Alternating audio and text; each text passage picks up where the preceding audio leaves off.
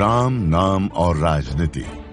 1947 देश तो आजाद हुआ, लेकिन अयोध्या में मंदिर मस्जिद विवाद की चिंगारी जोर पकड़ रही थी।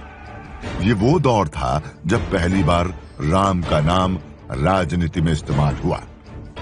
अयोध्या द डार्क नाइट किताब के मुताबिक 1947 के आखिर में अयोध्या के अंदर वैरागियों और हिंदू महासभा की एक बड़ी सभा हुई, जिसमें बाबरी ढांचे पर कब्जे का मुद्दा उठा और यहीं से अयोध्या में तनाव बढ़ने लगा। 1948 में प्रदेश की 13 सीटों पर उपचुनाव होने वाले थे। फैजाबाद सीट से कांग्रेस के उम्मीदवार बाबा राघव दास ने ऐलान किया कि वो राम जन्मभूमि को विरोधियों से मुक्त कराएंगे। नतीजा ये रहा कि फैजाबाद सीट से कांग्रेस को 1312 वोटों से जीत मिली और इस जीत ने अयोध्या में राम मंदिर मसले को फिर हवा दे दी। जुलाई 1949 में बाबा राघव दास ने यूपी सरकार को पत्र लिखकर मंदिर बनाने की परमिशन मांगी। फिर 23 दिसंबर 1949 को एक नए विवाद ने जन्म लिया। एक रात पहले यानी 22 दिसंबर को बाबरी ढांचे में भगवान राम की मूर्ति प्रकट हुई। हिंदू संगठनों ने दावा किया कि भगवान राम खुद प्रकट होकर संदेश दे रहे हैं कि यही उनका जन्म स्थान है और बाबरी ढांचे के पास पहुंचकर पूजा पाठ भी करने लगे। 23 दिसंबर की सुबह फैजाबाद के डिस्ट्रिक्ट मजिस्ट्रेट के नायर ने यूपी के तत्कालीन मुख्यमंत्री गोविंद बल्लभ पंत को घटना की जानकारी दी।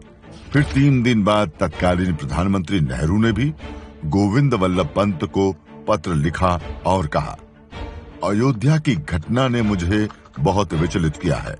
जो हालात हैं उससे खतरनाक मिसाल कायम की जा रही है, जिसके परिणाम अच्छे नहीं होंगे।